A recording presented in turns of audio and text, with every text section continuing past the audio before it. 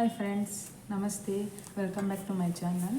ನಾನಿವತ್ತು ವರಮಹಾಲಕ್ಷ್ಮಿ ವ್ರತನ ಹೇಗೆ ಮಾಡೋದು ಅಂತ ನಿಮಗೆ ಹೇಳ್ಕೊಡ್ತಾ ಇದ್ದೀನಿ. ಮೊದಲಿಗೆ ನಾವು ಸಂಕಲ್ಪ ಮಾಡ್ಕೊಬೇಕು. ವ್ರತ ಮಾಡೋಕ್ಕೂ ಮುಂಚೆ ನಾವು ಸಂಕಲ್ಪ ಮಾಡೋದು ಹೇಗೆ ಮಾಡಬೇಕು, ಯಾವ ದಿನ ಮಾಡಬೇಕು, ಕೆಲವೊಬ್ಬರಿಗೆ ಗೊತ್ತಿರಲ್ಲ. ನೆಕ್ಸ್ಟು ಮತ್ತು ಹಾಗೆ ಲಕ್ಷ್ಮೀನ ಪ್ರತಿಷ್ಠಾಪನೆ ಮಾಡಬೇಕು. ಪ್ರತಿಷ್ಠಾಪನೆ ಹೇಗೆ ಮಾಡೋದು ಮತ್ತು ಕಳಸಕ್ಕೆ ಏನೇನೆಲ್ಲ ಹಾಕಬೇಕು ಅಮ್ಮನವರ ಕಳಸಕ್ಕೆ. ನೆಕ್ಸ್ಟು ಲಕ್ಷ್ಮಿಗೆ ನಾವು ಯಾವ ನೈವೇದ್ಯ ಕೊಟ್ಟರೆ ಅವಳು ಸಂತೃಪ್ತಳಾಗ್ತಾಳೆ. ಹಾಗೆ ನಾವು ಹಬ್ಬವನ್ನು ಹೇಗೆ ಆಚರಣೆ ಮಾಡಬೇಕು, ನನಗೆ ಗೊತ್ತಿರೋ ವಿಧಿವಿಧಾನದಲ್ಲಿ ನಿಮಗೆ ನನಗೆ ಗೊತ್ತಿರೋ ರೀತಿಯಲ್ಲಿ ನಿಮಗೆ ತಿಳಿಸ್ಕೊಡ್ತಾ ಇದ್ದೀನಿ. ಹೇಗೆ ಮಾಡೋದು ಅಂತ ನೋಡೋಣ ಬನ್ನಿ. ಸಂಕಲ್ಪ ಮಾಡೋದಕ್ಕೆ ಇಲ್ಲಿ ಮೊದಲಾಗಿ ಅಕ್ಷತೆ ಬೇಕು. ಅಕ್ಷತೆ ನಾನು ಹೇಗೆ ಮಾಡೋದು ಅಂತ ತಿಳಿಸ್ಕೊಡ್ತಾ ಇದ್ದೀನಿ. ಅಕ್ಕಿಗೆ ಅರಿಶಿನ ಸ್ವಲ್ಪ 2 ಡ್ರಾಪ್ ತುಪ್ಪ ಹಾಕಿ ಹೀಗೆ ಕೈಯಲ್ಲಿ ರಬ್ ಮಾಡಿ ಅಕ್ಷತೆನ ರೆಡಿ ಮಾಡ್ಕೊಬೇಕು. ಇದು ಅಕ್ಷತೆ ಅಂತ ಅನ್ಸ್ಕೊಳ್ಳುತ್ತೆ. ಕೆಲವೊಬ್ರು ಏನು ಮಾಡ್ತಾರೆ, ನೀರು ಮತ್ತು ಅರಿಶಿನ ಅಕ್ಕಿ ಹಾಕಿ ತೇವ ಇರೋ ಥರ ಅಕ್ಷತೆ ಮಾಡ್ತಾರೆ. ಬಟ್ ಅದು ಅಕ್ಷತೆನೇ ಅನ್ಸ್ಕೊಳ್ಳಲ್ಲ, ಅದು ಬರೀ ಅಕ್ಕಿ ಕಾಳಾಗಿರುತ್ತೆ. ಅದು ನಾವು ಅಕ್ಷತೆನ ಈ ರೀತಿಯಲ್ಲಿ ಮಾಡ್ಕೊಬೇಕು. ನೋಡಿ ಎಷ್ಟು ಚೆನ್ನಾಗಿದೆ, ಕೈಗೆ ಅಂಟ್ತಾನೆ ಇಲ್ಲ. ನೆಕ್ಸ್ಟ್ ಇದನ್ನು ನಾವು ನಮ್ಮ ಎಡಗೈಗೆ ಅಕ್ಷತೆ ಕಾಳನ್ನು ಹಾಕಿ ಒಂದು ಹೂವನ್ನ ಇಟ್ಟು ಅದನ್ನು ನಮ್ಮ ಬಲ ತೊಡೆ ಮೇಲೆ ಇಟ್ಕೊಂಡು ನಮ್ಮ ಎಡಗೈಯನ್ನು ಬಲಗೈಯಿಂದ ಮುಚ್ಚಿ ನಾವು ನಮ್ಮ ದೇವ್ರ ಮನೆಯಲ್ಲಿ ಗುರುವಾರನೇ ಬೇಡ್ಕೊಬೇಕಾಗುತ್ತೆ. ಹಬ್ಬದ ಹಿಂದಿನ ದಿನ ಗುರುವಾರ, ಶ್ರಾವಣ ಮಾಸದ 2ನೇ ಶುಕ್ರವಾರದ ಹಿಂದಿನ ದಿನ ಗುರುವಾರನೇ ನಾವು ಇಲ್ಲಿ ಬೇಡ್ಕೊಬೇಕಾಗುತ್ತೆ. ನಾವು ನಮ್ಮ ಯಾವ ಕಷ್ಟಗಳೆಲ್ಲ ನೆರವೇರಲಿ ಅಂತ ನಾವು ಏನಕ್ಕೋಸ್ಕರ ನಾವು ಹಬ್ಬ ಮಾಡ್ತಾಯಿದ್ದೀವಿ ಅನ್ನೋದನ್ನು ನಾವು ಕೇಳಿಕೊಂಡು ಅಮ್ಮನವರಿಂದ ತುಂಬಾ ಒಳ್ಳೆಯದಾಗಲಿ, ಮನೆಯವರಿಗೆಲ್ಲ ಆರೋಗ್ಯ ಎಲ್ಲ ಚೆನ್ನಾಗಿರಲಿ, ಈ ಥರ ಎಲ್ಲ ನಾವು ಏನು ಬೇಡ್ಕೊತೀವೋ ಆ ಥರ ಬೇಡ್ಕೊಂಡು ಇದನ್ನು ಅಮ್ಮನವ್ರಿಗೆ ಅರ್ಪಣೆ ಮಾಡಬೇಕಾಗುತ್ತೆ. ಗುರುವಾರನೇ ಹಿಂದಿನ ದಿನವೇ ಮಾಡಬೇಕಾಗುತ್ತೆ ಈ ಕೆಲಸನ. ಮೊದಲನೇದಾಗಿ ಇಲ್ಲಿ ಒಂದು ಟೇಬಲ್ ತೊಗೊಂಡಿದ್ದೀನಿ. ನೀವು ದೊಡ್ಡದಾಗಿ ಉದ್ದಕ್ಕೆ ಲಕ್ಷ್ಮೀನ ಕೂರಿಸೋದಾಗಿದ್ದರೆ ಟೇಬಲ್ ತೊಗೋಬೋದು. ಇಲ್ಲಾಂದರೆ ನಾವು ಚಿಕ್ಕದಾಗಿ ಕೂರಿಸಿದ್ರೆ ನೀವು ನೆಲದ ಮೇಲೆ ಫಸ್ಟು ಈ ಶ್ರೀಚಕ್ರನ ರಂಗೋಲಿ ಬಿಟ್ಟು ಆಮೇಲೆ ನೆಕ್ಸ್ಟ್ ನೀವು ಪ್ರತಿಷ್ಠಾಪನೆ ಮಾಡಬೇಕಾಗುತ್ತೆ. ಅದಕ್ಕೆ ನಾನು ಇಲ್ಲಿ ಒಂದು ಟೇಬಲ್ ತೊಗೊಂಡು ನೆಕ್ಸ್ಟ್ ಇದಕ್ಕೆ ಶ್ರೀಚಕ್ರ ರಂಗೋಲಿನ ಹಾಕ್ಕೊಂಡಿದ್ದೀನಿ. ನಿಮಗೆ ಶ್ರೀಚಕ್ರ ರಂಗೋಲಿ ನೆಟ್ಟಲ್ಲೆಲ್ಲ ಸಿಗುತ್ತೆ, ನೀವು ಅದರಿಂದ ಬೇಕಾದ್ರೂ ನೋಡಿಕೊಂಡು ಬಿಡಿಸ್ಕೊಬೋದು. ಇದು ನೋಡೋದಕ್ಕೆ ತುಂಬ ಕಷ್ಟ ಅನಿಸುತ್ತೆ, ಬಟ್ 2 ಸರಿ ಪ್ರಾಕ್ಟೀಸ್ ಮಾಡಿಕೊಂಡ್ರೆ ಹಬ್ಬಕ್ಕೂ ಮುಂಚೆ ತುಂಬಾ ಚೆನ್ನಾಗಿ ಇದನ್ನು ಬಿಡಿಸ್ಬೋದು. ಇದನ್ನು ಏನಕ್ಕೋಸ್ಕರ ಬಿಡಿಸ್ಬೇಕು, ಇದ್ರ ಪ್ರಯೋಜನಗಳು ಏನಂತ ಹೇಳಿದ್ರೆ, ಇದನ್ನು ನೀವು ಆದಷ್ಟು ಬಿಡೋದಕ್ಕೆ ಟ್ರೈ ಮಾಡಿ, ಇದರಿಂದ ತುಂಬಾ ಒಳ್ಳೆಯದಾಗುತ್ತೆ. ಇದ್ರ ಪ್ರಯೋಜನ ಏನಂದರೆ ನಮಗೆ ಧನಾತ್ಮಕ ಶಕ್ತಿ ಮತ್ತು ಕಂಪನಗಳೆಲ್ಲ ಬಿಡುಗಡೆ ಮಾಡುತ್ತದೆ ನಮಗೆ. ಮತ್ತು ನಮ್ಮ ಜೀವನದಲ್ಲಿ ನಮ್ಮ ದೃಷ್ಟಿಕೋನವನ್ನು ಒಳ್ಳೆಯ ರೀತಿಯಲ್ಲಿ ಸಾಗೋ ಥರ ಬದಲಾಯಿಸ್ತದೆ. ಮತ್ತು ಹೀಗಾಗಿ ನಾವು ನಮ್ಮ ಜೀವನದಲ್ಲಿ ನಿಜವಾದ ಉದ್ದೇಶವನ್ನು ನಾವು ಪೂರೈಸುತ್ತಾ ಸಾಕ್ತೀವಿ. ಮತ್ತು ದೈಹಿಕವಾಗಲಿ, ಮಾನಸಿಕವಾಗಲಿ ಅಥವಾ ಭಾವನಾತ್ಮಕವಾಗಲಿ ಈ ಚಕ್ರವು ಪ್ರತಿಯೊಂದು ಅಂಶವನ್ನು ನಮ್ಮ ಜೀವನದಲ್ಲಿ ನೋಡಿಕೊಳ್ಳುತ್ತೆ. ಹಾಗಾಗಿ ನಾವು ಇದನ್ನು ಬಿಡಿಸಲೇಬೇಕು. ನೀವು ಕೆಲವೊಂದು ಕಡೆ ನೋಡಿರ್ಬೋದು, ದೊಡ್ಡ ದೊಡ್ಡ ದೇವಿ ದೇವಸ್ಥಾನಗಳಲ್ಲಿ ಶ್ರೀಚಕ್ರಕ್ಕೆ ಮೊದಲನೇ ಆದ್ಯತೆ ಇದೆ. ಶ್ರೀಚಕ್ರಕ್ಕೆ ಮೊದಲನೇ ಪೂಜೆ ಮಾಡಿ ನಂತರ ದೇವಿಗಳಿಗೆ ಪೂಜೆ ಮಾಡಿ ಆರಾಧನೆ ಮಾಡ್ತಾರೆ. ಹಾಗಾಗಿ ನಾವು ವರಮಹಾಲಕ್ಷ್ಮಿ ಅಮ್ಮನವರ ದೇವಿಯ ಪ್ರತಿಷ್ಠಾಪನೆ ಮಾಡೋಕ್ಕೂ ಮುಂಚೆನೇ ನಾವು ಕೂಡ ನಮ್ಮ ಮನೆಯಲ್ಲಿ ಶ್ರೀಚಕ್ರನ ಬಳಸಿ ಈ ಥರ ರಂಗೋಲಿ ಇಟ್ಟು, ಅಕಸ್ಮಾತ್ ನಮಗೆ ರಂಗೋಲಿ ಇಡೋಕ್ಕಾಗಿಲ್ಲ, ದೇವ್ರ ಮನೆಯಲ್ಲಿ ಕೂರಿಸ್ತೀವಿ ಚಿಕ್ಕದಾಗಿ ಅನ್ನೋರು ಈ ಥರ ಒಂದು ಪ್ರಿಂಟೌಟ್ ತೊಗೊಬೋದು. ಪ್ರಿಂಟೌಟ್ ಕೂಡ ತೆಕ್ಕೊಂಡು ನೀವು ಅಥವಾ ಜೆರಾಕ್ಸ್ ಮಾಡಿಸ್ಕೊಬೋದು. ಜೆರಾಕ್ಸ್ ಮಾಡಿಸ್ಕೊಂಡು ನೀವು ಈ ಥರ ನೀವು ಎಲ್ಲಿ ಪ್ರತಿಷ್ಠಾಪನೆ ಮಾಡ್ತೀರಾ ಅಮ್ಮನವ್ರನ್ನ ಅಲ್ಲಿ ಕೆಳಗಡೆ ಇಟ್ಟು ನೀವು ಇದನ್ನು ಇಟ್ಕೊಬೋದು. ನಾವು ಟೇಬಲ್ ಮೇಲೆ ಬಿಡ್ತೀವಿ ಅಂದರೆ, ನೀವು ದೊಡ್ಡದಾಗಿ ಲಕ್ಷ್ಮೀನ ಕೂರಿಸ್ತೀವಿ ಅಂದರೆ ನೀವು ದೊಡ್ಡದಾಗಿ ಈ ಥರ ಬಿಟ್ಕೊಬೇಕು.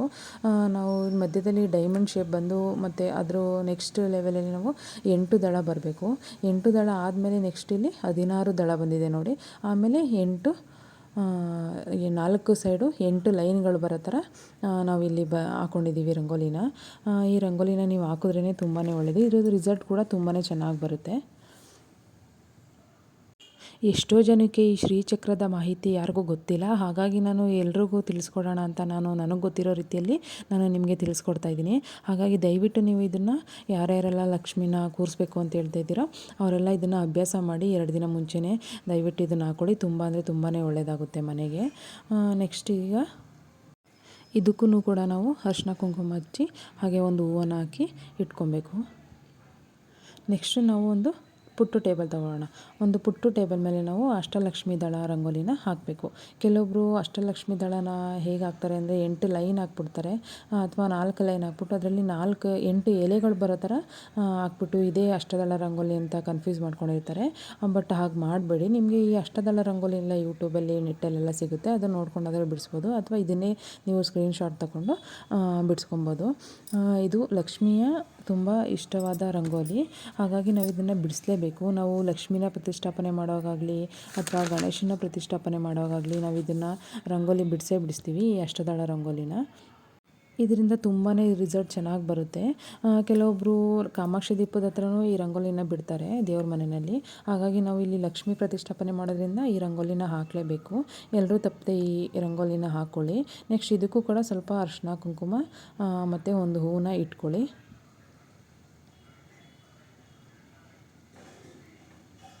ನೆಕ್ಸ್ಟ್ ನಾವು ಇದ್ರ ಮೇಲೆ ಒಂದು ಬಾಳೆ ಎಲೆಯನ್ನು ಇಟ್ಕೊಬೇಕು. ನಾವು ಇದ್ರ ಮೇಲೆ ಒಂದು ತಟ್ಟೆನಾದರೂ ಇಟ್ಟು ನೀವು ಅದಕ್ಕೆ ಅಕ್ಕಿ ಹಾಕೊಬೋದು, ಅಥವಾ ನೀವು ಬಾಳೆ ಎಲೆನಲ್ಲೇ ಹಾಕೊತೀನಿ ನಮಗೆ ತಟ್ಟೆ ಅವಶ್ಯಕತೆ ಇಲ್ಲ ಅಂದರೆ ನೀವು ಹಾಗೆಯೇ ಇದಕ್ಕೆ ಅಕ್ಕಿ ಹಾಕೊಬೋದು.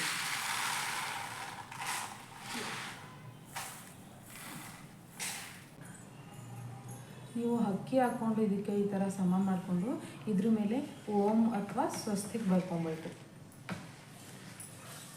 ಓಂ ಆದರೂ ಬರ್ಕೊಬೋದು ಅಥವಾ ಸ್ವಸ್ತಿಕ್ ಆದರೂ ಬರ್ಕೊಬೋದು. ಸ್ವಲ್ಪ ಅರಿಶಿನ ಕುಂಕುಮ ಮತ್ತು ಒಂದು ಹೂವಿನ ದಳ ಆದ್ರೂ ಹಾಕ್ಕೊಬೇಕು.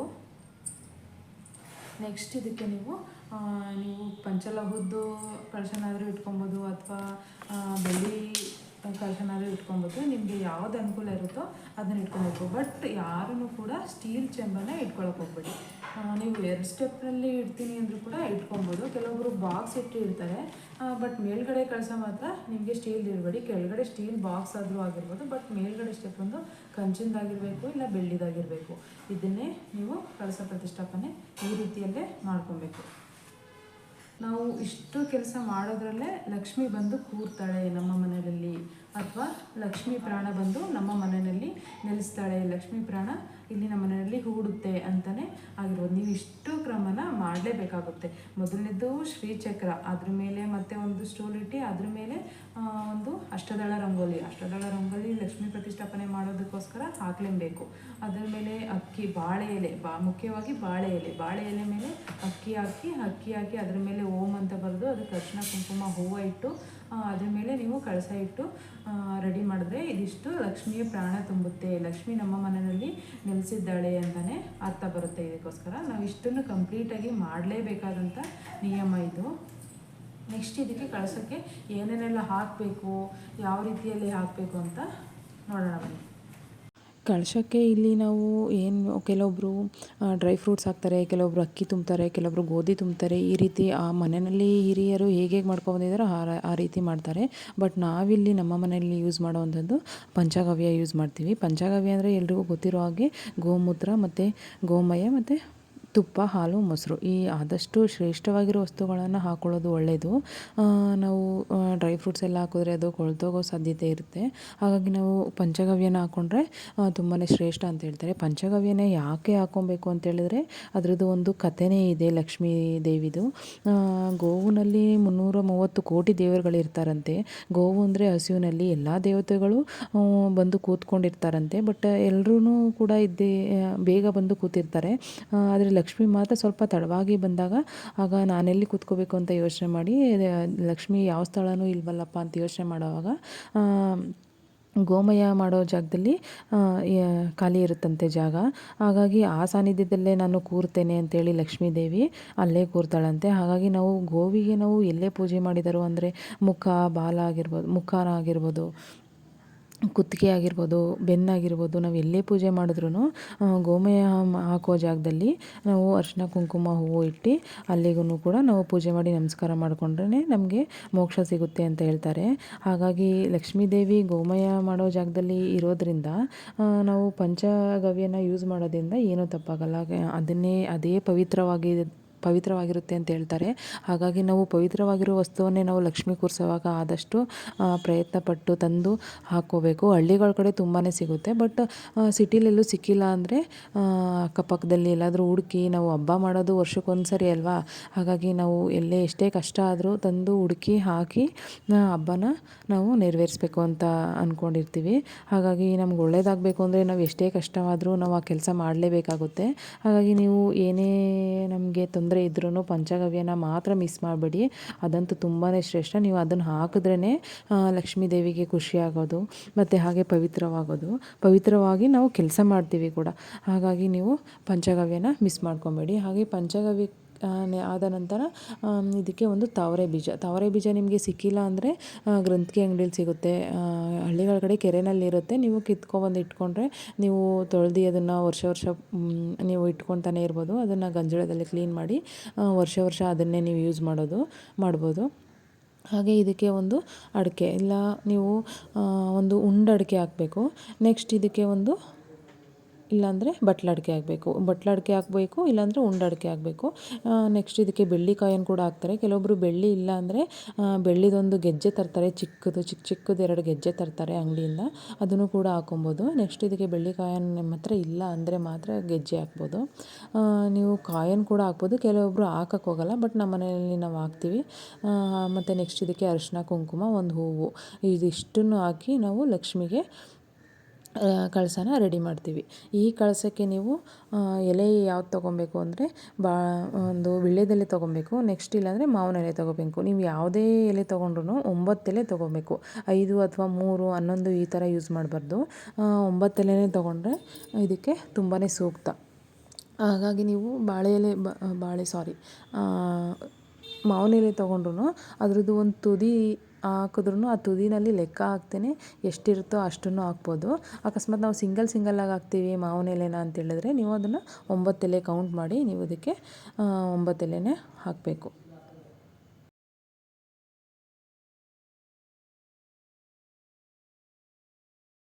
ಬಾಯಿನಲ್ಲಿ ಕಣ್ಣು ಎಲ್ಲೂ ಕಾಣದೇ ಇರೋ ರೀತಿಯಲ್ಲಿ ನೀವು ಇದನ್ನು ಹೊಡೆದು ನೀವು ಅರಿಶಿನ ಹಚ್ಕೊಬೇಕು. ತುಪ್ಪ ಹಾಕಿನಾದರೂ ನೀವು ಅರಿಶಿನ ಹಚ್ಕೊಬೋದು, ಅಥವಾ ನೀರು ಹಾಕಿನಾದರೂ ನೀವು ಅರಿಶಿನ ಹಚ್ಕೊಬೇಕು. ಅರಿಶಿನ ಕುಂಕುಮ ಇಟ್ಟು ಇದಕ್ಕೆ ಈಗ ನಾವು ಕಳಸಕ್ಕೆ ಇಟ್ಕೊಬೇಕು. ಹಾಗೆ ನೆಕ್ಸ್ಟ್ ನಾವಿಲ್ಲಿ ಲಕ್ಷ್ಮೀ ಮುಕ್ಕುಳ ತೊಗೊಬೇಕು.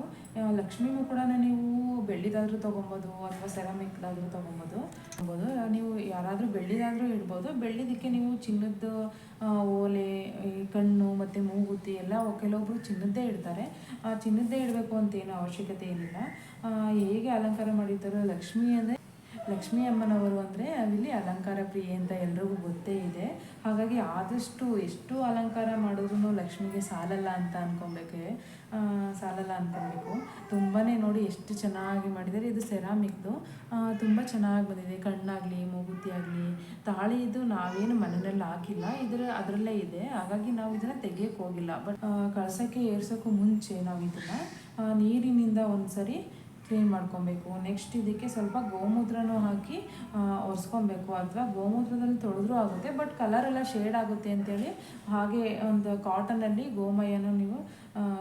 ಗೋಮೂತ್ರನೂ ನೀವು ಹಚ್ಕೊಂಡು ಕ್ಲೀನ್ ಮಾಡ್ಕೊಬೇಕು. ಹಾಗೆ ನೀವು ಇದಕ್ಕೆ ಹಾಲಿನ ಅಭಿಷೇಕನೂ ಮಾಡಬೇಕು. ನಾವು ಬೇರೆ ಯಾವುದನ್ನು ಅಭಿಷೇಕ ಮಾಡಲಿಲ್ಲ ಅಂದ್ರೂ ಕೂಡ ನೀವು ಒಂದು ನೀರೊಂದು ಒಂದು ಗೋಮೂತ್ರದಿಂದ ನೀವು ಕ್ಲೀನ್ ಮಾಡಿ, ಮತ್ತು ನೆಕ್ಸ್ಟ್ ಇದಕ್ಕೆ ಹಾಲಿನ ಅಭಿಷೇಕನೂ ಮಾಡಿ ಒರೆಸಿ ಇದನ್ನು ಕಾಯಿಗೆ ಕಟ್ಟಬೇಕು. ಅರ್ಶಿಣದ ಕೊಂಬು ನನಗೆ ಇವಾಗ ಸಿಕ್ಕಿಲ್ಲ. ಅರ್ಶಿಣದ ಕೊಂಬಲ್ಲಿ ನೀವು 5 ಕವರುಗಳು ಹೊಡೆದಿರಬೇಕು. ನಿಮಗೆ 3 ಹೊಡೆದ್ರೂ ಅದು ಶ್ರೇಷ್ಠ ಆಗಲ್ಲ, ಅದರಲ್ಲಿ 5 ಹೊಡೆದಿರಬೇಕು ಕವಲು. ಆ ಥರ ನೀವು ಒಂದು ಅರ್ಶಿಣದ ಕೊಂಬನ್ನು ತೊಗೊಂಡು ಈ ಥರ ಹಳದಿ ದಾರ ಸಿಗುತ್ತೆ, ಹಳದಿ ದಾರದಲ್ಲಿ ಅದನ್ನು 3 ಗಂಟಿಂದ ಅದನ್ನು ಗಂಟಾಕೋಬೇಕು ಅರ್ಶಿಣದ ಕೊಂಬಿಗೆ. ಆ ತಾಳಿಯನ್ನು ನೀವು ಲಕ್ಷ್ಮೀ ಅಮ್ಮನವ್ರಿಗೆ ಹಾಕಿದ ಮೇಲೇ ಅದು ಶ್ರೇಷ್ಠ ಆಗೋದು. ನೆಕ್ಸ್ಟ್ ನಾವಿಲ್ಲಿ ಕಂಕಣ ರೆಡಿ ಮಾಡಿ ಇಟ್ಕೊಬೇಕು. ಕೆಲವೊಬ್ರು ಎಲೆ ಕಂಕಣ ರೆಡಿ ಮಾಡಿ ಇಟ್ಕೊಳ್ತಾರೆ, ಕೆಲವೊಬ್ರು ಹೂವಿನ ಕಂಕಣ ರೆಡಿ ಮಾಡಿ ಇಟ್ಕೊಳ್ತಾರೆ, ಕೆಲವೊಬ್ರು ಎರಡನ್ನೂ ಸೇರಿಸಿ ಕೂಡ ಕಟ್ಕೊತಾರೆ. ನಿಮಗೆ ಯಾವ ರೀತಿ ನೀವು ಹಿಂದಿನಿಂದ ನೀವು ಯಾವ ರೀತಿ ಮಾಡ್ಕೊಂಡಿದ್ದೀರಾ ಆ ರೀತಿ ಮಾಡ್ಕೊಳ್ಳಿ. ಇದನ್ನು ಪೂಜೆಗಿನ್ನ ಮುಂಚೆನೇ ರೆಡಿ ಮಾಡಿ ಲಕ್ಷ್ಮೀ ಅಮ್ಮನವರ ಬಲಭಾಗದಲ್ಲಿ ಇಟ್ಟು ಅಮ್ಮನವರ ಆಶೀರ್ವಾದ ಪಡೆದು ಪೂಜೆ ಎಲ್ಲ ಆದಮೇಲೆ ನಿಮ್ಮ ಮನೆಯ ಹಿರಿಯರಿಂದ ನೀವು ಕಟ್ಸ್ಕೊಬೋದು. ಈಗ ಎರಡೂ ಕೂಡ ಜೋಡಿಯಾಗಿ ಕೂಡ ಕಟ್ಕೊಬೋದು ಅಂತ ಹೇಳ್ತಾರೆ. ನೀವು ಯಾವ ರೀತಿ ಕಟ್ಕೊಂಬಂದಿರ್ತೀರೋ ಆ ರೀತಿ ನೀವು ಮೊದಲನೇ ರೆಡಿ ಮಾಡಿ ಇಟ್ಕೊಂಡು ಅಮ್ಮನವರ ಬಲಭಾಗದಲ್ಲಿ ಇಟ್ಟು ನೀವು ಪೂಜೆ ಆದಮೇಲೆ ನಿಮ್ಮ ಮನೆಯ ಹಿರಿಯರಿಂದ ನೀವು ಕಟ್ಸ್ಕೊಳ್ಳೋದು ತುಂಬಾ ಒಳ್ಳೆಯದು. ನೆಕ್ಸ್ಟ್ ಒಂದು ನಿಂಬೆಹಣ್ಣು, ನಾವು ಎಷ್ಟೇ ನೆನಪಲ್ಲಿ ಇಟ್ಕೋಬೇಕು ಅಂದ್ರೂ ಕೂಡ ಮರ್ತೋಗೋದು ಒಂದು ನಿಂಬೆಹಣ್ಣು. ನಾವು ಲಕ್ಷ್ಮೀ ಅಮ್ಮನ ರೆಡಿ ಮಾಡಿದ ತಕ್ಷಣವೇ ಅಮ್ಮನವರ ಸೀರೆ ಪಕ್ಕದಲ್ಲೋ ಇಲ್ಲ ಸೀರೆಯಲ್ಲಿ ನಾವು ಬಚ್ಚಿಕ್ಕಿ ಇಡಬೇಕು ಒಂದು ನಿಂಬೆಹಣ್ಣ. ಯಾಕಂದರೆ ನಮ್ಮದೇ ದೃಷ್ಟಿ ತೆಗುತ್ತೆ ಅಲ್ವಾ ನಮ್ಮ ಮನೆಯ ಲಕ್ಷ್ಮೀ ಅಮ್ಮನವ್ರಿಗೆ, ಅದಕ್ಕೋಸ್ಕರ ದೃಷ್ಟಿ ತೆಗಿಯೋಕ್ಕೆ ಅಂತ ಒಂದು ನಿಂಬೆಹಣ್ಣು. ಇದೆಲ್ಲ ಪೂಜೆನೆಲ್ಲ ಆದಮೇಲೆ ನೈಟು ದೃಷ್ಟಿ ತೆಗೆದು ಇಡಬೇಕು. ಇದನ್ನು ಕೆಂಪಾರತಿ ಮಾಡ್ತೀರಲ್ಲ ನೀವು, ಆ ಟೈಮಲ್ಲಿ ಇದನ್ನು ದೇವಿಗೆ, ಲಕ್ಷ್ಮೀ ದೇವಿಗೆ ನೀವು ಇಳಿ ತೆಗೆದು ಇದನ್ನು ಕೂಡ ಹೊಡಿಬೇಕು ಆಚೆಗಡೆ. ಆದಷ್ಟು ನೆನಪಲ್ಲಿ ಇಟ್ಕೊಂಡು ನೀವು ಇದನ್ನು ಎತ್ತಿಟ್ಕೊಬೇಕು. ಅಮ್ಮನವ್ರಿಗೆ ನೈವೇದ್ಯ ಮಾಡ್ಕೊಬೇಕು. ನೈವೇದ್ಯನ ನಾವು ಕೆಲವೊಬ್ರು ಅಕ್ಕಿನಲ್ಲಿ ಮಾಡ್ಕೊತಾರೆ, ಕೆಲವೊಬ್ರು ಸಜ್ಜಿಗೆ ಎಲ್ಲ ಮಾಡ್ತಾರೆ. ಸಜ್ಜಿಗೆ ಎಲ್ಲ ನಾವು ಮಾಡೋದು ಬೇರೆ ಬೇರೆ ಗಣೇಶನ ಹಬ್ಬದಲ್ಲಿ, ಮತ್ತು ಹಾಗೆ ಸತ್ಯನಾರಾಯಣ ಪೂಜೆ ಮಾಡೋದ್ರಿಂದ ಅವಾಗೆಲ್ಲ ನಾವು ಸಜ್ಜಿಗೆನ ಮಾಡ್ತೀವಿ. ಬಟ್ ಅಮ್ಮನವರಿಗೆ ಪ್ರಿಯವಾದದ್ದು ಏನು ಅಂತ ಹೇಳಿದರೆ ಗೋಧಿ ನುಚ್ಚಿಂದ ಗೋಧಿ ಅನ್ನ ಮಾಡ್ಬೋದು, ಗೋಧಿ ಲಡ್ಡು ಮಾಡ್ಬೋದು. ನೀವು ಈಗಾಗಲೇ ಇಂಟರ್ನೆಟ್ಟೆಲ್ಲ ನೋಡಿ ಯೂಟ್ಯೂಬಲ್ಲಾಗಲಿ ಇಂಟರ್ನೆಟ್ಟಲ್ಲಾಗಲಿ ನೀವು ನೋಡಿಕೊಂಡು ಸರ್ಚ್ ಮಾಡಿ ಆದಷ್ಟು ಗೋಧಿನ ತಂದು ನೀವು ಗೋಧಿನಲ್ಲಿ ನೈವೇದ್ಯ ಮಾಡಿ. ಆಗ ಲಕ್ಷ್ಮೀ ಅಮ್ಮನವರು ಸಂತೃಪ್ತಲಾಗಿ ಸ್ವೀಕರಿಸ್ತಾರೆ ಪ್ರಸಾದನ. ತುಂಬಾ ಮತ್ತು ಮೇಯ್ನು ನಾವು ಅಮ್ಮನವರಿಗೆ ಗೆಜ್ಜೆ ವಸ್ತ್ರನ ಮಾಡಲೇಬೇಕು. ಆದಷ್ಟು ನಾವು ಗೆಜ್ಜೆ ವಸ್ತ್ರನ ನಾವು ಅಂಗಡಿನಲ್ಲಿ ತಂದು ಹಾಕೊಳ್ಳೋದಕ್ಕಿಂತ ನಾವೇ ನಮ್ಮ ಮನೆಯಲ್ಲಿ ಲಕ್ಷ್ಮೀ ಅಮ್ಮನವರ ಧ್ಯಾನ ಮಾಡಿಕೊಂಡು ಮುಂಚೆನೇ ರೆಡಿ ಮಾಡಿ ಇಟ್ಕೊಬೇಕು. ಹಬ್ಬದ ಹಿಂದಿನ ದಿನವೇ ಎಲ್ಲರೂ ರೆಡಿ ಮಾಡಿ ಇಟ್ಕೊತಾರೆ. ಹಾಗಾಗಿ ನಾವು ಶ್ರೇಷ್ಠವಾಗಿ ನಾವೇ ನಮ್ಮ ಕೈಯಾರೆ ಗೆಜ್ಜೆ ವಸ್ತ್ರನ ಮಾಡಿ ಅಮ್ಮನವ್ರಿಗೆ ಅರ್ಪಿಸಬೇಕು.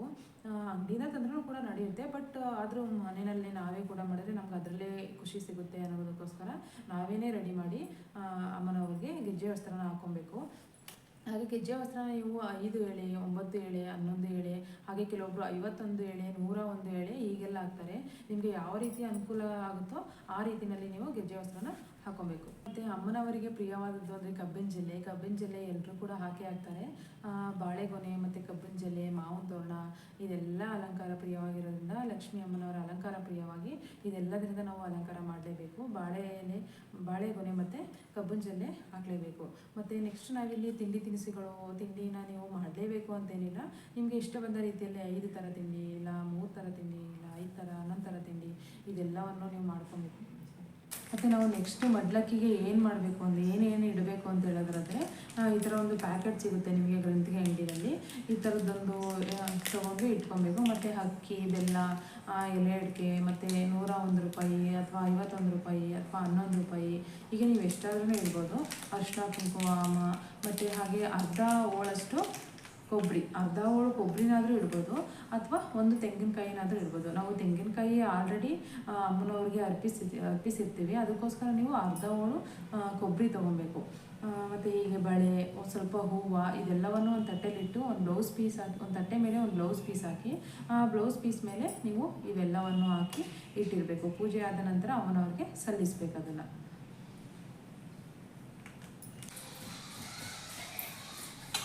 ಹಾಗೆ ನಾವು ನೆಕ್ಸ್ಟ್ ಇಲ್ಲಿ ಅಮ್ಮನವ್ರಿಗೆ ಒಂದು ಅಷ್ಟಲಕ್ಷ್ಮಿ ದೀಪನ ರೆಡಿ ಮಾಡಿ ಇಟ್ಕೊಂಡಿರಬೇಕು. ಈಗೆಲ್ಲ ಅಂಗಡಿಗಳೆಲ್ಲ ಸಿಗುತ್ತೆ, ಅಷ್ಟಲಕ್ಷ್ಮಿ ದೀಪ ಕೊಡಿ ಅಂದರೆ ಕೊಡ್ತಾರೆ.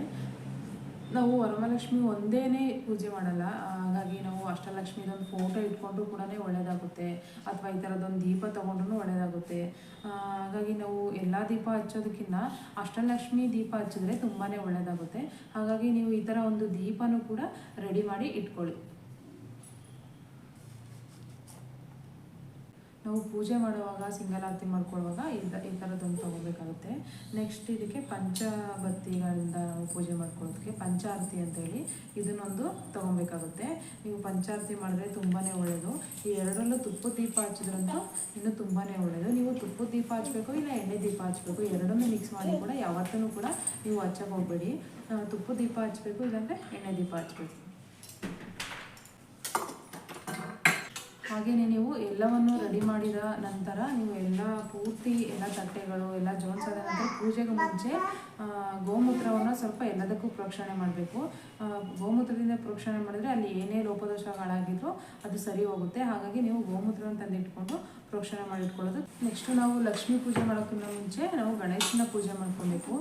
ಗಣೇಶನ ವಿಗ್ರಹ ಇದ್ದರೂ ಅದಕ್ಕೂ ಕೂಡ ಪೂಜೆ ಮಾಡ್ಬೋದು, ಅಥವಾ ಗಣೇಶನ ವಿಗ್ರಹ ಇಲ್ಲ ಅಂದರೆ ನೀವು ಒಂದು ಪಿಳ್ಳಾರತಿ ಅಂತ ಮಾಡ್ಕೊಬೇಕು. ಪಿಳ್ಳಾರತಿ ಅಂದರೆ ನೀವು ಸ್ವಲ್ಪ ಸಗಣಿನ ತೊಗೊಬಂದು ಅದಕ್ಕೆ ಸ್ವಲ್ಪ ಒಂದಷ್ಟು ಗರಿಕೆ ತೊಗೊಬಂದು ಚುಚ್ಚಿ ಅದನ್ನು ಗಣೇಶನ ರೂಪದಲ್ಲಿ ಮಾಡಿ ಪೂಜೆ ಮಾಡಬೇಕು. ಅಥವಾ ನಮಗೆ ಸಗಣಿ ಎಲ್ಲೂ ಸಿಗಲ್ಲ ಅಂದರೆ ಅರ್ಶಿನ ಸ್ವಲ್ಪ ಗಟ್ಟಿಯಾಗಿ ಕಲಿಸ್ಕೊಂಡು ನೀವು ಉಂಡೆ ಗಾತ್ರದಲ್ಲಿ ಮಾಡಿಕೊಂಡು ಅದಕ್ಕೂ ಕೂಡ ಪೂಜೆ ಮಾಡಿದ್ರೆ ಅದು ಗಣೇಶನ ರೂಪ ಅಂತ ಹೇಳ್ತಾರೆ. ಹಾಗಾಗಿ ನೀವು ಆ ರೀತಿನಾದರೂ ನೀವು ಪೂಜೆ ಮಾಡ್ಕೊಬೋದು. ಮೊದಲಿಗೆ ನಾವು ಲಕ್ಷ್ಮೀ ಪೂಜೆ ಮಾಡೋದಕ್ಕೆ ಮುಂಚೆ ಗಣೇಶನ ಪೂಜೆ ಮಾಡಬೇಕು. ಗಣೇಶನಿಗೂ ಕೂಡ ನೀವು ನೈವೇದ್ಯ ಮಾಡಬೇಕು, ಅದಕ್ಕೆ ಬೇರೆ ಸಪ್ರೇಟ್ ನೈವೇದ್ಯ ಮಾಡಿ. ಅಕಸ್ಮಾತ್ ನೈವೇದ್ಯ ಮಾಡೋಕ್ಕಾಗಿಲ್ಲ ಅಂದ್ರೂ ಕೂಡ ನೀವು ಒಂದು ಲೋಟ ಹಾಲು ಇಟ್ಟರೂ ಪರವಾಗಿಲ್ಲ, ಅಟ್ಲೀಸ್ಟ್ ಒಂದು ಅಚ್ಚು ಬೆಲ್ಲ ಇಟ್ಟರೂ ಪರವಾಗಿಲ್ಲ, ಅದೇ ನೈವೇದ್ಯ ಆಗುತ್ತೆ. ನೀವು ಲಕ್ಷ್ಮಿಗೂ ಅದನ್ನೇ ಮಾಡಿ ಗಣೇಶನಿಗೂ ಅದನ್ನೇ ಇಡೋದು ಅದು ಸರಿ ಬರಲ್ಲ. ಸೊ ಅದಕ್ಕಾಗಿ ನೀವು ಲಕ್ಷ್ಮೀ ಅಮ್ಮನವರಿಗೆ ಬೇರೆ ಪ್ರಸಾದ ಮಾಡಿಟ್ಕೊಳ್ಳಿ, ಗಣೇಶನಿಗೆ ಬೇರೆ ಪ್ರಸಾದ ಮಾಡಿಟ್ಕೊಳ್ಳಿ. ಮತ್ತು ಗಣೇಶನಿಗೆ ನೀವು ಅಭಿಷೇಕ ಮಾಡಿ ಅರಿಶಿನ ಕುಂಕುಮ ಎಲ್ಲ ಇಟ್ಟು ಅರ್ಚನೆ ಮಾಡಿ ಹೂವಿನ ಅರ್ಚನೆ ಮಾಡಿ ಎಲ್ಲ ಪೂಜೆ ಮಾಡಬೇಕು. ನೀವು ಸ್ವಲ್ಪ ನಮಗೆ ಟೈಮ್ ಇಲ್ಲ ಬೇಗನೆ ಪೂಜೆ ಮಾಡಬೇಕು ಅನ್ನೋರು ಹಾಗೇ ಪೂಜೆ ಮಾಡ್ಕೊಬೋದು. ಅಥವಾ ಇಲ್ಲ ನಮಗೆ ಟೈಮ್ ಇದೆ ನಾವು ಪೂಜೆ ಮಾಡ್ತೀವಿ ಅಂತ ಅನ್ನೋರು ಗಣೇಶ ವ್ರತ ಅಂತೇಳಿ ಒಂದು ಬುಕ್ ಸಿಗುತ್ತೆ. ಆ ಬುಕ್ಕಲ್ಲಿ ಗಣೇಶನ ಮಂತ್ರ ಎಲ್ಲ ಇರುತ್ತೆ, ಅಭಿಷೇಕದ ಮಂತ್ರ ಅವೆಲ್ಲವೂ ಕೂಡ ಇರುತ್ತೆ. ಅದರಿಂದ ನೀವು ಆ ಥರ ಬುಕ್ನ ನೀವು ಗ್ರಂಥಿಗೆ ಅಂಗಡಿಲಿ ಕೇಳಿದ್ರೆ ಸಿಗುತ್ತೆ, ಅಥವಾ ಬುಕ್ ಸ್ಟೋರಲ್ಲಿ ಕೇಳಿದ್ರೂ ಸಿಗುತ್ತೆ. ನೀವು ಆ ಬುಕ್ ತೊಗೊಂಬಂದು ಗಣೇಶನ ಪೂಜೆ ಹೇಗೆ ಮಾಡೋದು ಅಂತೇಳಿ ಅದನ್ನು ಆ ರೀತಿಯಲ್ಲಿ ನೀವು ಮಾಡ್ಕೊಬೇಕು. ನೆಕ್ಸ್ಟ್ ನಾವು ಲಕ್ಷ್ಮೀ ಒಂದು ವಿಗ್ರಹ ಇದ್ರೂ ಕೂಡ ಅದಕ್ಕೂ ಕೂಡ ನೀವು ಅಭಿಷೇಕ ಮಾಡಿ, ನೀವು ಬೇರೆ ಸಪ್ರೇಟ್ ಲಕ್ಷ್ಮೀ ವಿಗ್ರಹ ಏನಾದ್ರು ಚಿಕ್ಕದಿದ್ದರೆ ಮಾಡ್ಕೊಬೋದು, ಇಲ್ಲ ಅಂದ್ರೂ ಪರವಾಗಿಲ್ಲ. ನಮಗೆ ವರಮಹಾಲಕ್ಷ್ಮಿ ವ್ರತ ಹೇಗೆ ಮಾಡಬೇಕು ಮತ್ತು ಮಂತ್ರನೆಲ್ಲ ಹೇಗೆ ಮಾಡಬೇಕು ನಮಗೆ ಗೊತ್ತಿರಲ್ಲ. ಹಾಗಾಗಿ ನಿಮಗೆ ಒಂದು ಬುಕ್ ಸಿಗುತ್ತೆ ಈ ಥರ ಬುಕ್ಕಲ್ಲಿ ನೀವು ಲಕ್ಷ್ಮೀ ವ್ರತ ಹೇಗೆ ಮಾಡ್ತೀವಿ, ಇದು ನನ್ನ ಹತ್ರ ಇರೋದು ವೈಭವ ಲಕ್ಷ್ಮೀ ವ್ರತ, ಈ ಥರ ನಿಮಗೆ ಇದೇ ಥರ ಸೇಮ್ ವರಮಹಾಲಕ್ಷ್ಮಿ ವ್ರತ ಹೇಗೆ ಮಾಡೋದು ಅಂತ ಒಂದು ಬುಕ್ ಸಿಗುತ್ತೆ. ಆ ಬುಕ್ಕಲ್ಲಿ ಮಂತ್ರಗಳೆಲ್ಲವೂ ಇರುತ್ತೆ. ನೀವು ಅದೇ ರೀತಿ ನೀವು ಪೂಜೆ ಮಾಡ್ಕೊಬೋದು. ಈ ಬುಕ್ಕಲ್ಲಿರೋ ಥರ ನೀವು ಪೂಜೆ ಮಾಡ್ಕೊಳ್ಳೋಕ್ಕೆ ನಾವು ನೀಟಾಗಿ ಪೂಜೆ ಮಾಡ್ತೀವಿ ಅಂದರೆ 30ರಿಂದ 45 ನಿಮಿಷನೂ ಅಷ್ಟೇ ಸಾಕು. ನಿಮಗೆ ಅಷ್ಟು ಟೈಮ್ ಇಲ್ಲ ಅಂದರೆ ನೀವು ಹಾಗೇನೂ ಕೂಡ ಪೂಜೆ ಮಾಡ್ಕೊಬೋದು. ಪೂಜೆನ ಇಲ್ಲಿ ಬ್ರಾಹ್ಮಿ ಮುಹೂರ್ತದಲ್ಲಾದರೂ ಮಾಡ್ಕೊಬೋದು ಬೆಳಿಗ್ಗೆ, ಅಥವಾ ನಮಗೆ ಟೈಮ್ ಆಗಿಲ್ಲ ನಾವು ಒಬ್ಬರೇ ಇದ್ದೀವಿ ಅಂತ ಅನ್ನೋದಾದರೆ ಅಲಂಕಾರ ಮಾಡೋದಕ್ಕೆಲ್ಲ ಲೇಟ್ ಆಯಿತು ಅನ್ನೋದಾದರೆ ನೀವು ಸಂಜೆ ಪೂಜೆನೂ ಕೂಡ ಆರಾಮ್ಸೆ ಮಾಡ್ಕೊಬೋದು. ನೀವು ಕುಂಕುಮಾರ್ಚನೆ ಹೇಗೆ ಮಾಡೋದು ಅಂತ ಅನ್ನೋದಾದರೆ ನೀವು ಬುಕ್ಕಲ್ಲಿ ಮಂತ್ರ ಇರುತ್ತೆ. ಒಂದು ವೀಳ್ಯದೆಲೆಗೆ ನೀವು ಈ ಬೆರಳುಗಳ ಸಹಾಯದಿಂದ ನಿಮ್ಮ ಉಂಗುರದ ಬೆರಳು ಮತ್ತು ಹೆಬ್ಬೆಟ್ಟು ಈ ಬೆರಳುಗಳಿಂದ ಸಹಾಯದಿಂದ ಒಂದು ವೀಳ್ಯದೆಲೆ ತಗೊಂಡು ಅದ್ರ ಮೇಲೆ ನೀವು ಒಂದೊಂದೇ ಮಂತ್ರ ಈ ಬುಕ್ಕಿನಲ್ಲಿ ನೋಡಿಕೊಂಡು ಹೇಳ್ಕೊಂಡು, ಕೆಲವೊಬ್ಬರು ಮೊದಲನೇ ಸರಿ ಆಗೋದ್ರಿಂದ ಮಂತ್ರ ಹೇಳೋವಾಗ ತಪ್ಪಾಗೇ ಆಗುತ್ತೆ, ಅದನ್ನೆಲ್ಲ ಅಮ್ಮನವರು ಕ್ಷಮಿಸಿ ಪೂಜೆಯನ್ನು ಸ್ವೀಕರಿಸ್ತಾರೆ. ಹಾಗಾಗಿ ನೀವು ಈ ವ್ರತನ ಆದಷ್ಟು ಚೆನ್ನಾಗಿ ಮಂತ್ರ ಹೇಳಿ ಮಾಡೋದಕ್ಕೆ ಟ್ರೈ ಮಾಡಿ. ಒಂದು ಸರಿ ಬರಲ್ಲ ಅಂತ ಹೇಳಿ ನಿರಾಕರಿಸ್ಬೇಡಿ, ಹೇಳಿ ಮಾಡಿದ್ರೆ ತುಂಬಾ ಒಳ್ಳೆಯದು ಅಂತ ಹೇಳ್ತಾರೆ. ಹಾಗಾಗಿ ನೀವು ಈ ಬೆರಳುಗಳನ್ನ ಯೂಸ್ ಮಾಡಿಕೊಂಡು ಒಂದು ವೀಳ್ಯದೆಲೆ ಮೇಲೆ ಒಂದೊಂದು ಮಂತ್ರ ಹೇಳೋದಾಗಲೂ ಒಂದೊಂದು ಚಿಟಿಗೆಯಷ್ಟು ಕುಂಕುಮನ ವೀಳ್ಯದೆಲೆ ಮೇಲೆ ಈ ರೀತಿ ನೀವು ಹಾಕ್ಕೊಬೇಕು. ನೀವು ಲಕ್ಷ್ಮೀ ಅಷ್ಟೋತ್ತರಗಳನ್ನು ಹೇಳ್ತಾ ಮಂತ್ರಗಳನ್ನು ಹೇಳ್ತಾ ಪೂಜೆ ಮಾಡಿದ್ರೆ ಅಮ್ಮನವರಿಗೆ ತುಂಬಾ ಇಷ್ಟ ಆಗುತ್ತೆ. ಹಾಗಾಗಿ ನೀವು ಆದಷ್ಟು ಟ್ರೈ ಮಾಡಿ ಮಂತ್ರಗಳನ್ನು ಹೇಳ್ಕೊಂಡು ಪೂಜೆ ಮಾಡೋದಕ್ಕೆ. ನಾವಿಲ್ಲಿ ಲಕ್ಷ್ಮೀ ಆರಾಧನೆ ಆದಮೇಲೆ ಗಂಧದ ಕಡ್ಡಿಯಿಂದ ಪೂಜೆ ಮಾಡಿ, ಮತ್ತು ಹಾಗೆ ಒಂದು ತುಪ್ಪದ ದೀಪದಿಂದ ಪೂಜೆ ಮಾಡ್ಬೋದು, ಮತ್ತು ಸಿಂಗಲ್ ತುಪ್ಪದ ದೀಪ ಮತ್ತು ಪಂಚಾರತಿ ಎಲ್ಲನೂ ರೆಡಿ ಮಾಡಿಟ್ಕೊಂಡು ಎಲ್ಲದರಲ್ಲೂ ಪೂಜೆ ಮಾಡಿ, ಕಾಯಿ ಹೊಡೆದು ಹಣ್ಣು ಮುರಿದು ಎಲ್ಲದರಲ್ಲೂ ಪೂಜೆ ಆದಮೇಲೆ ಮತ್ತು ನೈವೇದ್ಯನ ಲಕ್ಷ್ಮಿಗೆ ಅರ್ಪಿಸಬೇಕು. ನಾವು ದೀಪಗಳನ್ನ ಆದಷ್ಟು ಇಲ್ಲ ಎಣ್ಣೆನಲ್ಲಿ ಹಚ್ಚಬೇಕು, ಇಲ್ಲ ತುಪ್ಪದಲ್ಲಿ ಹಚ್ಚಬೇಕು. ನೀವು 2 ಎಣ್ಣೆ ದೀಪ ಹಚ್ಚಿದ್ರು ಓಕೆ, ನೀವು 2 ತುಪ್ಪದ ದೀಪ ಹಚ್ಚಿದ್ರು ಓಕೆ, 2 ಮಿಕ್ಸ್ ಮಾತ್ರ ಯಾವುದೇ ಕಾರಣಕ್ಕೂ ಮಾಡಬೇಡಿ. ಮತ್ತು ಇಷ್ಟೆಲ್ಲ ಮಾಡಿ ಪೂಜೆ ಎಲ್ಲ ಆದಮೇಲೆ ನೈವೇದ್ಯ ಸಮರ್ಪಣೆ ಮಾಡಿ, ನಾವು ಕಂಕಣ ಏನು ಮಾಡಿಟ್ಟಿರ್ತೀವೋ ಮುಂಚೆನೇ ಅದನ್ನು ನಾವು ಪೂಜೆ ಎಲ್ಲ ಆದಮೇಲೆ ನಮ್ಮ ಹಿರಿಯರಿಂದ ನಾವು ಕಟ್ಟಿಸ್ಕೊಂಡ್ರೆ ಇಲ್ಲಿಗೆ ಬೆಳಗಿನ ಜಾವದ ಪೂಜೆ ಸಮಾಪ್ತಿಯಾಗುತ್ತೆ, ಲಕ್ಷ್ಮಿ ಸಂತೃಪ್ತರಾಗ. ನಾವು ಅಮ್ಮನವರ ಪೂಜೆ ಮಾಡುವಾಗ ಹೊಸ ಬಟ್ಟೆ ತೊಟ್ಟಿರಬೇಕು, ಅಥವಾ ಇಲ್ಲಾಂದರೆ ರೇಷ್ಮೆ ಸೀರೆ ಹಾಕ್ಕೊಂಡಿರಬೇಕು. ರೇಷ್ಮೆ ಸೀರೆ ಹಾಕ್ಕೊಂಡ್ರೆ ತುಂಬಾ ಒಳ್ಳೆಯದು ಅಂತ ಹೇಳ್ತಾರೆ. ಹಾಗಾಗಿ ರೇಷ್ಮೆ ಸೀರೆ ಹಾಕ್ಕೊಳ್ಳೋದಕ್ಕೆ ಟ್ರೈ ಮಾಡಿ. ಎಲ್ಲದವರು ಹೊಸ ಬಟ್ಟೆನೂ ಕೂಡ ಹಾಕ್ಕೊಂಡು ಪೂಜೆ ಮಾಡ್ಬೋದು. ಮತ್ತು ನಾವು ಸಂಜೆ ಪೂಜೆ ಹೇಗೆ ಮಾಡಬೇಕು ಅಂದರೆ ಮತ್ತೆ ಕೈಕಾಲು ಮುಖ ಎಲ್ಲ ತೊಳ್ಕೊಂಡು ದೀಪದ ಆರತಿ ಮಾಡಿ ಗಂಧದ ಕಡ್ಡಿ ಹಚ್ಚಿ, ಮತ್ತು ಸಂಜೆನೂ ಕೂಡ ಒಂದು ಪೂಜೆ ತಟ್ಟೆ ರೆಡಿ ಮಾಡಿ ಇಟ್ಕೊಂಡಿರಬೇಕು. ಮಾಮೂಲಿ ಅರಿಶಿನ ಕುಂಕುಮ ಹೂವು ಬಾಳೆಹಣ್ಣು, ಮತ್ತು ಸಂಜೆನೂ ಕೂಡ ಒಂದು ಕಾಯಿ ಹೊಡಿಲೇಬೇಕು. ಮತ್ತು ಸಂಜೆ ಪೂಜೆಗೂ ಕೂಡ ಒಂದು ನೈವೇದ್ಯ ಮಾಡಬೇಕು. ಒಂದು ನೈವೇದ್ಯ ಮಾಡೋಕ್ಕಾಗಿಲ್ಲ ನಮಗೆ ಬೆಳಗಿಂದ ಪೂಜೆ ಮಾಡಿ ಸಾಕಾಗಿದೆ ಅನ್ನೋದಿದ್ದರೆ ನೀವು ಒಂದು ಲೋಟ ಹಾಲಿಟ್ಟರೂ ಕೂಡ ನಡೆಯುತ್ತೆ.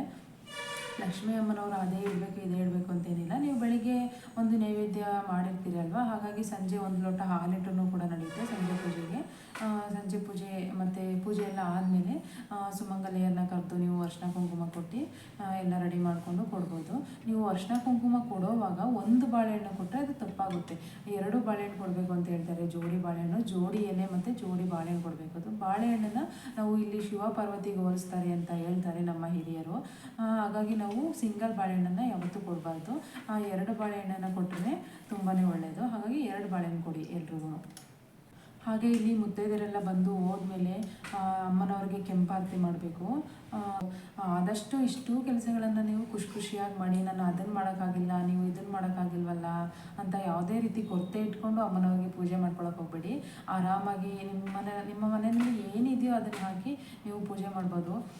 ಮತ್ತು ನಾನು ಚಿನ್ನದೊಡವೆನೇ ಹಾಕೋಕ್ಕಾಗಿಲ್ಲ, ನಾನು ಬೆಳ್ಳಿದೇ ಹಾಕೊಳ್ಳೋಕ್ಕಾಗಿಲ್ಲ ಅಂತೆಲ್ಲ ಏನಿಲ್ಲ. ಲಕ್ಷ್ಮಿ ಅಲಂಕಾರ ಪ್ರಿಯೆ ಹೌದು. ನೀವು ಯಾವುದೇ ರೀತಿ ಅಲಂಕಾರ ಮಾಡಿದ್ರು ಅವಳು ಸ್ವೀಕರಿಸ್ತಾಳೆ. ನಮಗೆ ಸಂತೃಪ್ತಿ ಆಗೇ ಆಗುತ್ತೆ ಲಕ್ಷ್ಮಿಗೆ. ಹಾಗಾಗಿ ನಾವಿಲ್ಲಿ ಯಾವ ರೀತಿ ಮಂಪಾರತಿ ಮಾಡುವಾಗ ನೀವು ಮನಸ್ಸಲ್ಲಿ ಏನು ಕಳ್ಕೊಬೇಕಪ್ಪ ಅಂದರೆ, ನೀವು ಅಮ್ಮನವ್ರಿಗೆ ನೀನು ನನಗೆ ಏನು ಕೊಟ್ಟಿದ್ದೀಯಮ್ಮ ಅದನ್ನು ನಾನು ನಿಮಗೆ ಅರ್ಪಿಸಿದ್ದೀನಿ, ಹಾಗಾಗಿ ನೀವು ನಮಗೆ ಒಳ್ಳೇದು ಮಾಡಲೇಬೇಕು, ನೀವು ಸಂತೃಪ್ತಿ ಆಗಲೇಬೇಕು ಅಂತೇಳಿ ಅಮ್ಮನವರು ನೀವು ಹೇಗೆ ಪೂಜೆ ಮಾಡಿದ್ರು ಕೂಡ ಅವರು ಸ್ವೀಕರಿಸ್ತಾರೆ.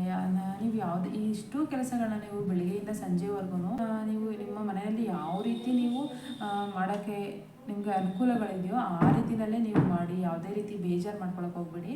ಬೆಳಿಗ್ಗೆಯಿಂದ ಸಂಜೆವರೆಗೂ ಖುಷಿಯಾಗಿ ನೀವು ಕೂಡ ಒಳ್ಳೆ ಸೀರೆ ಹಾಕ್ಕೊಂಡು, ಹೆಣ್ಮಕ್ಳುಗಳು ಕೈ ತುಂಬ ಬಳೆ ಹಾಕ್ಕೊಂಡು, ಹೂವು ಮುಡ್ಕೊಂಡು ತುಂಬಾ ಚೆನ್ನಾಗಿ ವ್ರತನ ನಾವು ಈಡೇರಿಸ್ಬೇಕಾಗುತ್ತೆ. ಹಾಗಾಗಿ ನಾವು ಅಮ್ಮನವ್ರಿಗೆ ಕೆಂಪಾರತಿ ಮಾಡುವಾಗ ನನ್ನ ತಪ್ಪುಗಳೇ ಬೆಳಗ್ಗೆಯಿಂದ ಸಂಜೆವರೆಗೂ ಮಾಡಿರೋ ಪೂಜೆಯಲ್ಲಿ ತಪ್ಪುಗಳೇನಾದರೂ ಆಗಿದರೆ ನನ್ನ ಲೋಪದೋಷಗಳನ್ನೆಲ್ಲ ಕ್ಷಮಿಸಿ ನಿನ್ನ ಮಡ್ಲಿಗೆ ಹಾಕೊಳ್ಳಮ್ಮ ಅಂತೇಳಿ ನಾವು ಪೂಜೆ ಮಾಡ್ಕೊಳ್ಬೇಕಾಗುತ್ತೆ. ಅಲ್ಲಿಗೆ ಅಮ್ಮನವರು ತುಂಬಾ ಖುಷಿಪಟ್ಟು ನಮಗೆ ವರವನ್ನು ಕೊಡ್ತಾಳೆ. ಅಂದರೆ ನೆಕ್ಸ್ಟ್ ನಾವು ಇದನ್ನು ಶುಕ್ರವಾರ ನೈಟ್ ಕೂಡ ಶನಿವಾರನೇ ಹೆಚ್ಚಿಸಬೇಕು ಅಂತ ಹೇಳಿದ್ರೆ ಶುಕ್ರವಾರ ನೈಟ್ ಕತ್ತಿಸ್ಬೇಕು. ಅಟ್ಲೀಸ್ಟ್ ನಾವು 2 days 3 days ಇಟ್ಕೊಳ್ತೀವಿ ಅನ್ನೋದಾದರೆ, ನಾವು ಸಂಡೇ ತೆಗಿತೀವಿ ಅಥವಾ ಮಂಡೇ ತೆಗಿತೀವಿ ಏನಾದ್ರು ಆಗಿದ್ರು ನೀವು ಇಟ್ಕೊಂಡು ಪೂಜೆ ಮಾಡ್ಬೋದು. ಬಟ್ ಒಂದೊಂದು ಟೈಮ್ಗೂ ನೀವು ಕಾಯಿ ಹೊಡಿತಾನೆ ಇರಬೇಕು. ಬರೀ ಹೂವು ಹಾಕಿ ಪೂಜೆ ಮಾಡೋದಲ್ಲ, ಕಾಯಿ ಹೊಡಿಬೇಕು, ನೈವೇದ್ಯ ಇಡಬೇಕು. ಹಾಗಾಗಿ ನೀವು ಮಾರನೆಗೆ ಶನಿವಾರ ಟೈಮ್ ಚೆನ್ನಾಗಿರಲ್ಲ ಕೂರ್ಸೋಕ್ಕೆ ಇಟ್ಕೊಳ್ಳೋಕ್ಕೆ ಅಂತ ಹೇಳೋದಾದರೆ ನೀವು ಶನಿವಾರ ಹೆಚ್ಚಿಸ್ಬಿಡ್ಬೇಕು ಅಂತ ಅನ್ನೋದಾದರೆ ನೀವು ಶುಕ್ರವಾರ ನೈಟೇ ಮಲ್ಕೊಳ್ಳೋಕ್ಕಿಂತ ಮುಂಚೆ ನೀವು ಕಳಶನ ಜರುಗಿಸ್ಬೇಕಾಗುತ್ತೆ. ಜರುಗಿಸೋದು ಹೇಗಪ್ಪ ಅಂದರೆ, ನಾವು ಬಲಗಡೆಗೆ ನೋಡಿ ಈ ರೀತಿ ಬಲಗಡೆಗೆ ತಿರುಗಿಸ್ಬೇಕು 3 ಸರಿ. ಈ ರೀತಿ ನಾವು 3 ಸರಿ ಅಮ್ಮನವ್ರನ್ನ ತಿರುಗಿಸಿ ನಾವು ಬಲಗಡೆಗಾದಂಗೆ ಹೀಗೆ ತಿರುಗಿಸಿ ಬಿಡಬೇಕಾಗುತ್ತೆ. ಮತ್ತು ನಾವು ಮಾರನೆಗೆ ಅಂದರೆ ಶನಿವಾರ ಬೆಳಿಗ್ಗೆಲೇ ಎದ್ದು ಸ್ನಾನ ಮಾಡಿ ರೆಡಿಯಾಗಿ ಅಮ್ಮನವ್ರಿಗೆ ಇನ್ನೂ ಮತ್ತೆ ಒಂದು ಪ್ರಸಾದವನ್ನು ಮಾಡಿ ಪೂಜೆ ಮಾಡಿ ಅಮ್ಮನವ್ರನ್ನ ಹೆಚ್ಚಿಸ್ಬೋದು ನೀವು ಅಲ್ಲಿಗೆ. ಮತ್ತು ಅಮ್ಮನವ್ರನ್ನ ಹೆಚ್ಚಿಸಾದ್ಮೇಲೆ ಅಮ್ಮನವ್ರನ್ನ ತೆಗಿತೀವಿ ಅಂತ ಯಾವತ್ತೂ ಹೇಳಬಾರ್ದು, ಹೆಚ್ಚಿಸ್ಬೇಕು ಅಂತ ಹೇಳಬೇಕು. ಹಾಗಾಗಿ ನಾನು ಹಾಗೆ ಹೇಳ್ತಾ ಇದ್ದೀನಿ. ಅಮ್ಮನವ್ರನ್ನ ಹೆಚ್ಚಿಸಾದ್ಮೇಲೆ ಅದರಲ್ಲಿರೋ ಹೂವು, ಕಬ್ಬಿನ ಜಲ್ಲೆ ಮತ್ತು ಕಸ ಕಡ್ಡಿಗಳು ಏನಿರುತ್ತೆ, ಅಮ್ಮನವ್ರಿಗೆ ಯೂಸ್ ಮಾಡಿರೋದೆಲ್ಲ ಪದಾರ್ಥಗಳು ಏನಿರುತ್ತೆ ಆದಷ್ಟು ನಾವು ಎಷ್ಟು ಯೂಸ್ ಮಾಡ್ಕೊಳ್ಳೋಕ್ಕಾಗುತ್ತೋ ಅಷ್ಟನ್ನು ನಾವೇ ಯೂಸ್ ಮಾಡ್ಕೊಬೇಕು. ಯಾವುದಾಗಲ್ಲ ಅದನ್ನು ಈಗಾಗಲೇ ಹೂವು ಆಗಿರುತ್ತೆ, ಎಲೆ ಆಗಿರುತ್ತೆ, ಈ ಥರ ಎಲ್ಲ ಪದಾರ್ಥಗಳನ್ನ ದಾರಗಳಾಗಿರ್ಬೋದು, ಈ ಥರ ಎಲ್ಲ ಯೂಸ್ ಮಾಡಿರೋದೆಲ್ಲ ಇರುತ್ತಲ್ಲ ಅದೆಲ್ಲ ರಟ್ಟಾಗಿರ್ಬೋದು, ಅದನ್ನೆಲ್ಲ ನಾವು ಯಾವುದೇ ಕಾರಣಕ್ಕೂ ತುಳಿಯೋ ಜಾಗದಲ್ಲಂತೂ ಹಾಕೋಕೆ ಹೋಗಬೇಡಿ. ಹರಿಯೋ ನೀರಲ್ಲಿ ಹಾಕಬೇಕು. ಹರಿಯೋ ನೀರು ನಮಗೆ ಸಿಗಲ್ಲ, ತುಂಬ ದೂರ ಹೋಗಬೇಕು ಅನ್ನೋದ್ರಿಂದ ಅನ್ನೋರಾಗಿದ್ರೆ ನೀವು ಬಾವಿ ಇರುತ್ತೆ ಹಳ್ಳಿಗಳ ಕಡೆ, ಬಾವಿಗಾದರೂ ಹಾಕ್ಕೊಬೋದು. ಬಾವಿಗೆ ಹಾಕ್ಬಿಟ್ರು ಕೂಡ ಅದು ನಾವು ತುಳಿದೇ ಇರೋ ಜಾಗಕ್ಕೆ ಹಾಕಿದ್ರು ಕೂಡ ಅದು ಸರಿ ಹೋಗುತ್ತೆ ಅಲ್ಲಿಗೆ. ನೆಕ್ಸ್ಟ್ ಇದರಲ್ಲಿರೋ ನೀರನ್ನು, ಕಳಶದಲ್ಲಿರೋ ನೀರನ್ನು ನಮ್ಮ ಮನೆಯ ಎಲ್ಲ ಮೂಲೆಗಳಿಗೂ ಸ್ವಲ್ಪ ಪ್ರೋಕ್ಷಣೆ ಮಾಡಬೇಕು. ಇಷ್ಟು ನಾವು ಪರಿಶುದ್ಧವಾಗಿ ಅಮ್ಮನವ್ರನ್ನ ಹೇಗೆ ಮಾಡಿದ್ರು, ಅಮ್ಮ ನಮ್ಮ ಮನೆಯಲ್ಲಿ ನೆಲೆಸಿರ್ತಾಳೆ. ಆ ಥರ ನೀರು ಗಂಗಾಜಲನ ನಾವು ಮನೆಯಲ್ಲಿ ಮೂಲೆಗೂ ಹಾಕೋದ್ರಿಂದ ಅಮ್ಮನವರು ನಮ್ಮ ಮನೆಯಲ್ಲೇ ಇರ್ತಾರೆ ಅನ್ನೋದಕ್ಕೋಸ್ಕರ ನಮ್ಮ ಎಲ್ಲ ಮನೆಯ ಮೂಲೆಗಳಿಗೂ ಸ್ವಲ್ಪ ಹಾಕೊಂಡು ಹೋಗಬೇಕು. ಮಿಕ್ಕದನ್ನು ನೀವು ಜಾಸ್ತಿ ಇದೆ, ಇನ್ನೂ ಜಾಸ್ತಿ ಇದೆ, ಏನು ಮಾಡಬೇಕು ಅನ್ನೋದಾದರೆ ಮಿಕ್ಕದನ್ನು ನೀವು ನಿಮ್ಮ ಮನೆಯ ಪಾಟ್ಗಳಿಗೆ ಹಾಕ್ಬೋದು. ಪಾಟಲ್ಲಿ ಎಲ್ಲರ ಮನೆಯಲ್ಲೂ ಪಾಟ್ ಇದ್ದೇ ಇರುತ್ತೆ, ಗಿಡ ಇದ್ದೇ ಇರುತ್ತೆ, ಅದಕ್ಕೆ ಹಾಕಿ ನಾವು ಇದನ್ನು ನೀರನ್ನು ಹೆಚ್ಚಿಸ್ಕೊಳ್ಬೋದು. ಹಾಗೆ ನಾವು ನೆಕ್ಸ್ಟ್ ಇಲ್ಲಿ ಅಕ್ಕಿನ ಏನು ಮಾಡಬೇಕು ಅಂದರೆ ಆದಷ್ಟು ನಾವೇ ಯೂಸ್ ಮಾಡ್ಕೊಬೇಕು ನಮ್ಮ ಮನೆಯಲ್ಲಿ. ಯಾವುದೇ ಕಾರಣಕ್ಕೂ ಈಗ ನಾನ್ ವೆಜ್ ಅಂತೂ ಮಾಡೋಕ್ಕೆ ಹೋಗ್ಬಿಡಿ, ವೆಜ್ಜೇ ಇದ್ರಲ್ಲಿ ಮಾಡ್ಕೊಳ್ಳಿ. ಆದಷ್ಟು ಒಂದು 2-3 ದಿನ ಮನೆಯಲ್ಲಿ ಇಟ್ಟು ನೆಕ್ಸ್ಟ್ ಇದನ್ನು ಒಂದು ವಾರದಲ್ಲಿ ಬೇಗನೆ ಯೂಸ್ ಮಾಡ್ಕೊಳ್ಳಿ. ಆಮೇಲೆ ಅದು ನೀವು ಜಾಸ್ತಿ ದಿನ ಇಡೋಕ್ಕೆ ಹೋದರೆ ಅದು ಹುಳು ಬರ್ಬೋದು, ಈ ಥರ ಎಲ್ಲ ಆಗುತ್ತೆ. ಆ ಥರ ಎಲ್ಲ ಮಾಡೋಕ್ಕಿಂತ ಮುಂಚೆ ನೀವು ಇದನ್ನು ಯೂಸ್ ಮಾಡ್ಕೊಂಡ್ಬಿಡ್ಬೇಕು ಅಕ್ಕಿನ. ಮತ್ತು ಕಾಯಿಗಳೆಲ್ಲ ಇರುತ್ತೆ, ಅದರಲ್ಲಿ ಮಿಠಾಯಿ ಅಥವಾ ಒಬ್ಬಟ್ಟು ಈ ಥರ ಎಲ್ಲ ಮಾಡಿ ನಾವು ಅದನ್ನು ಸ್ವೀಕರಿಸ್ಕೊಬೇಕು. ನಾವು ನೆಕ್ಸ್ಟು ನಾವು ಇದು ಮಡ್ಲಕ್ಕಿ ಅಂತ ಏನು ಕಟ್ಟಿರ್ತೀವೋ ಅದನ್ನು ದೇವಸ್ಥಾನಕ್ಕಾದರೂ ಕೊಡ್ಬೋದು, ಇಲ್ಲ ಬ್ರಾಹ್ಮಿಣ್ಸ್ ಮನೆ ಇರ್ತಾರಲ್ಲ ಅವ್ರ ಮನೆಗಾದರೂ ಕೊಡ್ಬೋದು. ಎಲ್ಲರ ಮನೆ ಅಕ್ಕಪಕ್ಕನೂ ದೇವಸ್ಥಾನ ಇದ್ದೇ ಇರುತ್ತೆ. ಹಾಗಾಗಿ ನಾವು ದೇವಸ್ಥಾನಕ್ಕೆ ಕೊಟ್ಟರೆ ಒಳ್ಳೆಯದು. ಮಡ್ಲಕ್ಕಿ ಅಂತೂ ಯಾರು ಕೂಡ ಮರಿಬೇಡಿ, ತುಂಬಾ ಒಳ್ಳೆಯದಾಗುತ್ತೆ ಮಡ್ಲಕ್ಕಿ ಕಟ್ಟಿದ್ರೆ. ಹಾಗೆ ಅದನ್ನು ದೇವಸ್ಥಾನಕ್ಕೆ ಕೊಡ್ಬೋದು. ಮತ್ತು ಅಮ್ಮನವ್ರಿಗೆ ಹಾಕಿರೋ ಓಲೆ, ಬಳೆ, ಸರ ಎಲ್ಲವನ್ನು ನೀವು 10 ನಿಮಿಷನಾದರೂ ನೀವು ಮೈ ಮೇಲೆ ಹಾಕಿ ಆಮೇಲೆ ಎತ್ತಿಕ್ಕಿ. ನೀವು ಪೂಜೆ ಆದ ನಂತರನೇ ತೊಗೊಂಡು ಹೋಗಿ ಕಬಾಡಿಗೆ ಇಟ್ಬಿಡೋದು, ಬೀರಿಗೆ ಇಟ್ಬಿಡೋದು ಆ ಥರ ಎಲ್ಲ ಮಾಡೋಕ್ಕೆ ಹೋಗ್ಬೇಡಿ. ನೀವು ಅಮ್ಮನವ್ರಿಗೆ ಹಾಕಿದ್ದನ್ನು ಅಲಂಕಾರ ಮಾಡಿದ್ದನ್ನು ಸ್ವಲ್ಪ ಹೊತ್ತು ನೀವು ಹಾಕ್ಕೊಳ್ಳೋದು ತುಂಬಾ ಒಳ್ಳೆಯದು. ಅದರಲ್ಲೂ ಸೀರೆನ ಬಿಚ್ಚಿ ನೀವು ತಕ್ಷಣವೇ ಉಟ್ಕೊಳ್ಳೋದು ತುಂಬಾ ಒಳ್ಳೆಯದು. ಲಕ್ಷ್ಮೀ ಅಮ್ಮನವ್ರಿಗೆ ಅರ್ಪಿಸಿರೋದನ್ನ ನಾವು ಹಾಕೊಳ್ಳೋದ್ರಲ್ಲಿ ಎಷ್ಟು ಖುಷಿ ಸಿಗುತ್ತೆ ಅಲ್ವಾ. ಹಾಗಾಗಿ ನೀವು ಒಂದು ಸ್ವಲ್ಪ ಒಂದು 10 ನಿಮಿಷನಾದರೂ, ಒಂದು ಅರ್ಧ ಗಂಟೆನಾದರೂ ನೀವು ಆ ಕ್ಷಣಕ್ಕೆ ಹಾಕ್ಕೊಂಡು ಆಮೇಲೆ ನೀವು ಅದನ್ನು ಎತ್ತಿಕ್ಬೋದು.